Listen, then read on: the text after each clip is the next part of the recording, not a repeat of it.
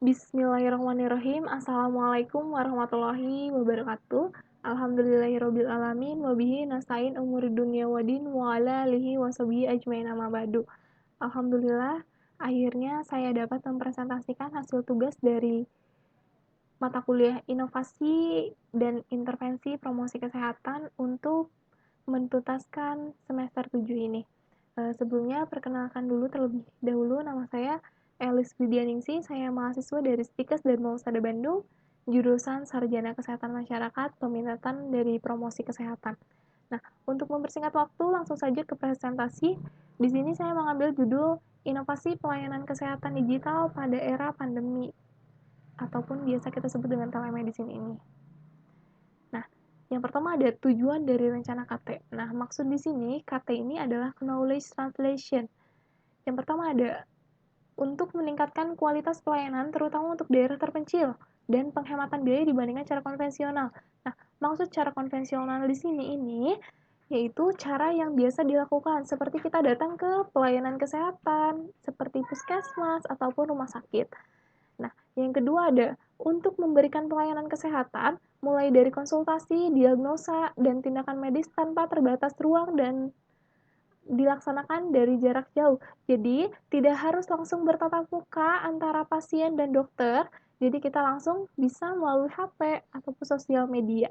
Nah, yang ketiga ada agar masyarakat dapat mendapatkan pelayanan yang bermutu, yang cepat, dan aman. Selanjutnya ada untuk mengurangi kepadatan rumah sakit sehingga layanan di rumah sakit bisa lebih memaksimalkan bagi pasien yang membutuhkan ataupun gawat darurat. Nah, selanjutnya ada inovasi rencana KT yang dibangun. Nah, tadi sebelumnya udah disebutin ya, KT yaitu Knowledge Translation.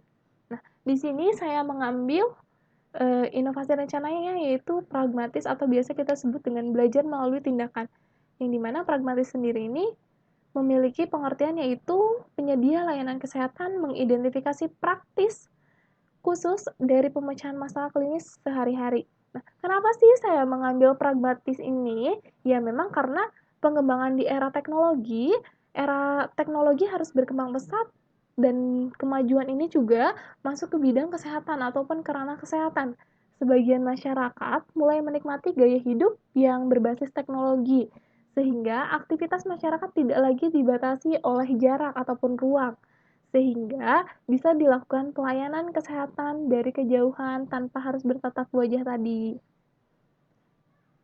Nah, selanjutnya ada aktor dan tindakan, yang dimana di sini itu ada 3 aktor. Yang pertama ada pemerintah sendiri, yang kedua ada dokter, dan yang ketiga ada masyarakat.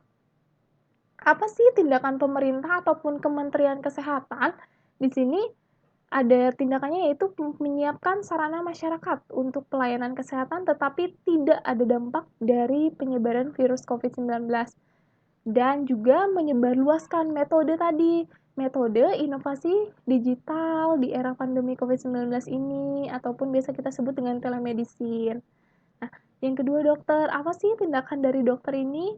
Dokter ini menyelenggarakan pelayanan kesehatan dan menerima konsultasi dari masyarakat tentang kesehatan melalui online ataupun aplikasi dari telemedicine ini.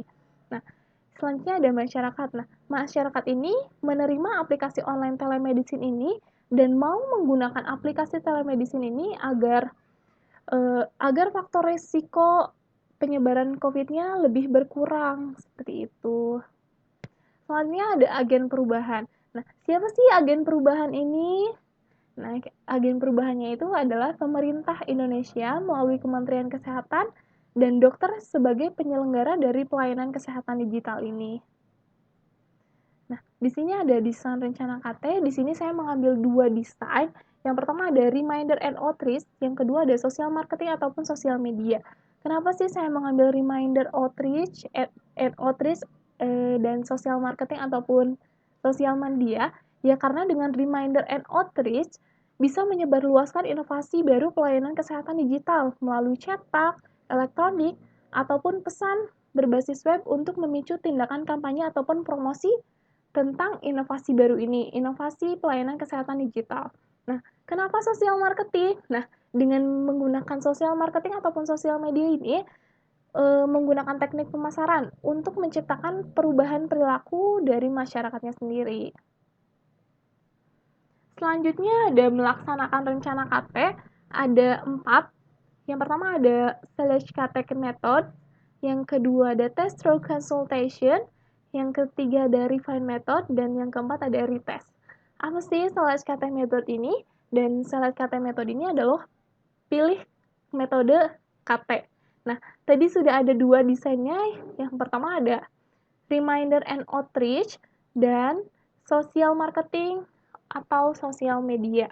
Nah, selanjutnya test through consultation. Apa sih test through consultation ini?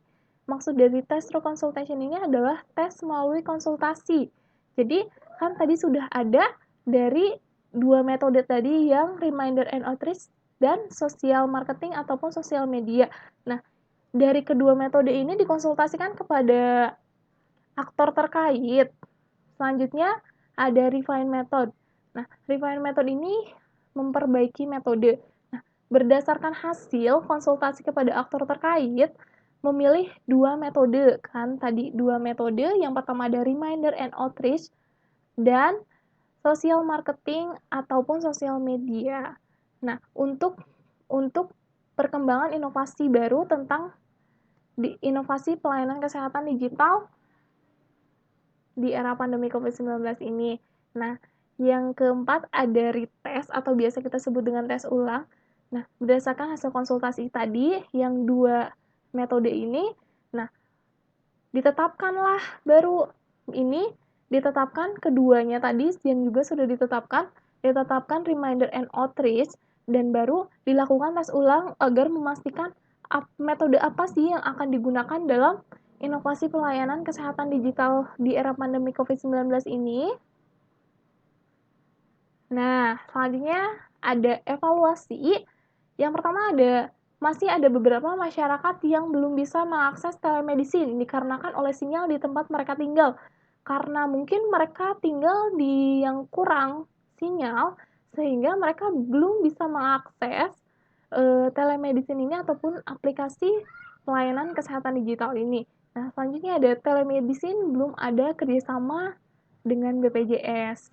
Nah, selanjutnya ada beberapa rumah sakit yang belum menyelenggarakan telemedicine. Mungkin ada beberapa rumah sakit yang memang perlu membutuhkan biaya ataupun dan lainnya. Selanjutnya, terima kasih. Mungkin sekian dari saya. Mohon maaf bila masih banyak kata-kata yang kurang berkenan. Terima kasih. Wassalamualaikum warahmatullahi wabarakatuh.